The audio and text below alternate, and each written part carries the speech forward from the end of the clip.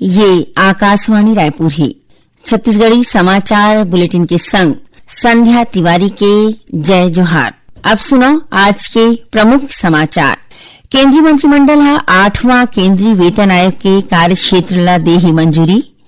छत्तीसगढ़ में मतदाता सूची के विशेष गहन पुनरीक्षण SIR 2 के तहत करे जाही और चक्रवाती तूफान मोथा के असर ले दक्षिण छत्तीसगढ़ के सुकमा, बीजापुर और बस्तर जिला में भारी ले अति भारी वर्षा होए के दे गे हे चेतावनी। अब समाचार विस्तार ले। छत्तीसगढ़ में मतदाता सूची के विशेष गहन पुनरीक्षण SIR 2 के तहत करे जाही। आज रायपुर में एक ठीन पत्रकार वार्ता ला संबोधित करत छत्तीसगढ़ के मुख्य निर्वाचन पदाधिकारी यशवंत कुमार बताइने कि मुद्रण और प्रशिक्षण 28 अक्टूबर ले 3 नवंबर तक आयोजित करे जावत है। BLO मन डहर ले 4 नवंबर ले 4 दिसंबर तक घर घर जाके गणना करे जाही। संगे संग हर एक मतदाता ले गणना प्रपत्र भरवाए जाही। मतदाता सूची के प्रकाशन 9 दिसंबर के करे जाही। दावा व आपत्ति 9 दिसंबर ले 8 जनवरी तक ले जाही। सुनवाई और सत्यापन 9 दिसंबर ले 31 जनवरी तक करे जाही। अंतिम मतदाता सूची के प्रकाशन 7 फरवरी के करे जाही।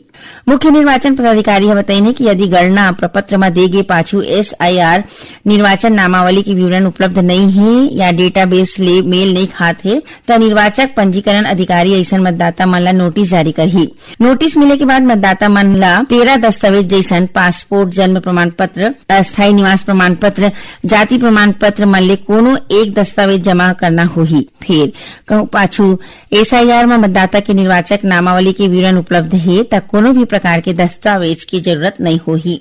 मुख्य निर्वाचन पदाधिकारी मतदाता मन ले विशेष गहन पुनरीक्षण SIR में बढ़ चढ़ के भाग लेके अपील करे है। केंद्रीय मंत्रिमंडल 8वां केंद्रीय वेतन आयोग के कार्य क्षेत्र मंजूरी दे है। आज नई दिल्ली में सूचना और प्रसारण मंत्री अश्विनी वैष्णव मंत्रिमंडल की बैठक के बाद संवाददाता मन बताइन है कि आयोग अपन गठन के तारीख ले 18 महीना के भीतर अपन सिफारिश दी है। उमन बताइन है कि आयोग में एक अध्यक्ष, एक अंशकालिक सदस्य और एक सदस्य सचिव होही।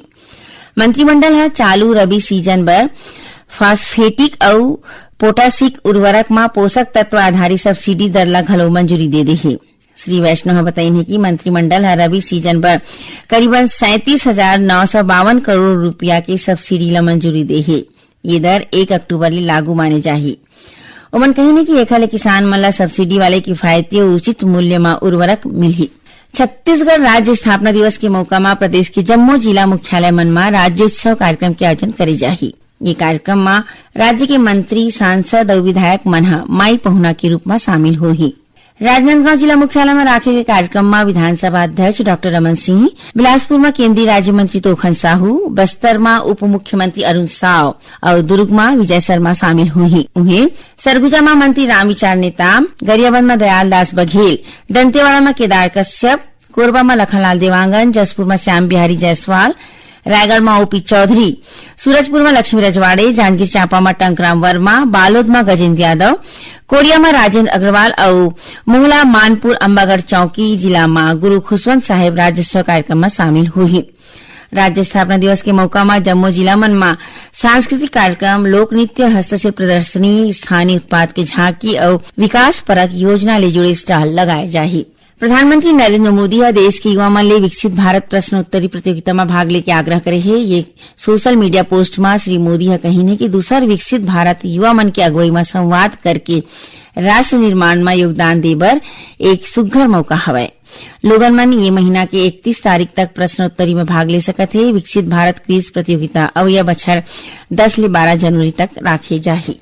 उप मुख्यमंत्री विजय शर्मा आज कबीरधाम जिला के ग्राम बिरकोना स्थित शासकीय स्कूल ले स्मार्ट क्लास रूम सुविधा के शुभारंभ करीन। ये कार्यक्रम कवर्धा विकासखंड के जम्मू 17 स्कूल घलो वर्चुअल रूप ले जुड़े, जिहा स्मार्ट कक्षा की शुरुआत हो है। ये मौका में उप मुख्यमंत्री स्मार्ट क्लास के लइका और शिक्षक मन संग डिजिटल कक्षा के संचालन, उपयोग और कार्य प्रणाली के बारे में गोट बात करीन। छत्तीसगढ़ी समाचार बुलेटिन आप मन आकाशवाणी रायपुर ले सुनत हो। छत्तीसगढ़ के खबर ले है आपके वास्ता और खबर के विश्वसनीयता ले है हमार वास्ता। आकाशवाणी समाचार रायपुर के प्रादेशिक समाचार बुलेटिन के संगे संग हमार समसामयिक कार्यक्रम आप रेडियो के संग अपन मोबाइल में घलो सुन सकत हो। आकाशवाणी समाचार फेसबुक, ट्विटर और यूट्यूब में घलो हावय। हमार फेसबुक पेज हरे Chhattisgarh news on AIR, Twitter handle CGAIR news और हमारे यूट्यूब चैनल हरे छत्तीसगढ़ AIR न्यूज। तो अब रेडियो के संगे संग आपके मोबाइल के माध्यम ले हम आप तक पहुंचत हन। छत्तीसगढ़ के हर खबर पर सुनत रहो आकाशवाणी समाचार। अब आगू बाढ़बो बाँचे समाचार कोती।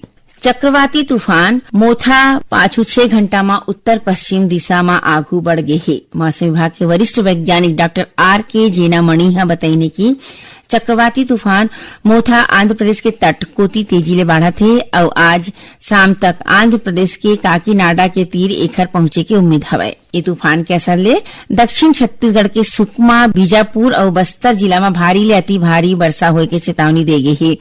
उन्हें सुकमा और बीजापुर जिला में भारी बारिश के ऑरेंज अलर्ट घलो घोषित करे गए है।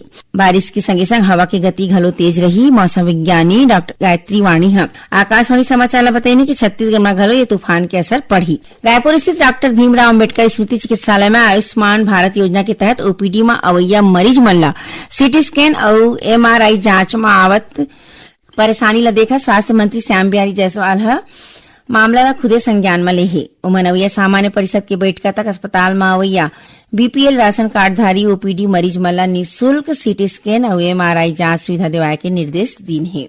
संगे संग ऐसा OPD मरीज जौन BPL श्रेणी में नहीं आवत है ओमन ला विभाग डहाले निर्धारित न्यूनतम दर में जांच की सुविधा देवाए बर कहे है। छत्तीसगढ़ समेत देश भर में काली ले सतर्कता जागरूकता सप्ताह मनाया जावत है। यही कड़ी में आज राजभवन के अधिकारी कर्मचारी मना ईमानदारी और पारदर्शिता के शपथ लेन। कार्यक्रम में राज्यपाल के विधिक सलाहकार भीष्म प्रसाद पांडे आज जम्मू अधिकारी कर्मचारी मला सतर्कता हमारी साझा जिम्मेदारी बर शपथ देवइन। उन्हें दक्षिण पूर्व मध्य रेलवे के रायपुर रेल मंडल में सतर्कता जागरूकता सप्ताह के पहले दिन काली मंडल रेल प्रबंधक दयानंद रेलवे के अधिकारी और कर्मचारी मल्ला सत्य निष्ठा के शपथ देवइन। खबर के मुताबिक सतर्कता जागरूकता सप्ताह 2 नवंबर तक मनाया जाही। सक्ती जिला के मालखरौदा थाना क्षेत्र के पोता गांव में पाछुरतिया एक सड़क हादसा में 2 झिन लोगन के मौत हो गए। उन्हें 4 झिन आने मन के गंभीर रूप ले घायल हो गए है। पुलिस के मुताबिक कुसमुल गांव के 6 झिन मन के मन एक पारिवारिक कार्यक्रम में शामिल होए बर कोरबा गे रहिन। लौटत बेरा पोता गांव के तीर उखर 4 पहिया गाड़ी अंते तंते होके नहर में जा गिरिस। गांव वाले मन मौका में पहुंच के जम्मो लोगन मन ला बाहर निकालिन। फिर ड्राइवर और एक लड़का के बूढ़े ले मौत हो गए। उन्हें 4 झिन आने घायल मनखी मन ला अस्पताल में भर्ती कराए गए है। छत्तीसगढ़ समेत देश भर में उगत सूरज ला अर्घ दे के संगे संग आज 4 दिन के लोक आस्था के महापर्व छठ सिरागे। आज भी श्रद्धा और भक्तिभाव के संग बड़ संख्या में श्रद्धालु मन उगत सूरज ला अर्घ दिन। मुख्यमंत्री विष्णुदेव साय और उखर पत्नी कौशल्या साय जसपुर जिला के कुनकुरी के छठ घाट में उगत सूरज ला अर्घ दी। ए मौका में मुख्यमंत्री प्रदेश के सुख समृद्धि और खुशहाली की कामना करत प्रदेशवासी मन ला छठ पूजा के शुभकामना दी। उमन कहिने की छठ पूजा सूर्य के उपासना और सामाजिक समरसता के प्रतीक हरय। ये मौका में मुख्यमंत्री कहिने की कुनकुरी के छठ घाट के सौंदर्यीकरण बर करीबन 5 करोड़ 17 लाख रुपया की राशि मंजूर करे गई है। आखिर में प्रमुख समाचार एक गांव फेर। केंद्रीय मंत्रिमंडल 8वां केंद्रीय वेतन आयोग के कार्य क्षेत्र ला देही मंजूरी। छत्तीसगढ़ में मतदाता सूची के विशेष गहन पुनरीक्षण SIR 2 के तहत करे जाही और चक्रवाती तूफान मोथा के असर ले छत्तीसगढ़ के सुकमा, बीजापुर और बस्तर जिला में भारी ले अति भारी वर्षा होए के दे गे हे चेतावनी। एक संग छत्तीसगढ़ी समाचार बुलेटिन यही सिरावत है। जय जोहार।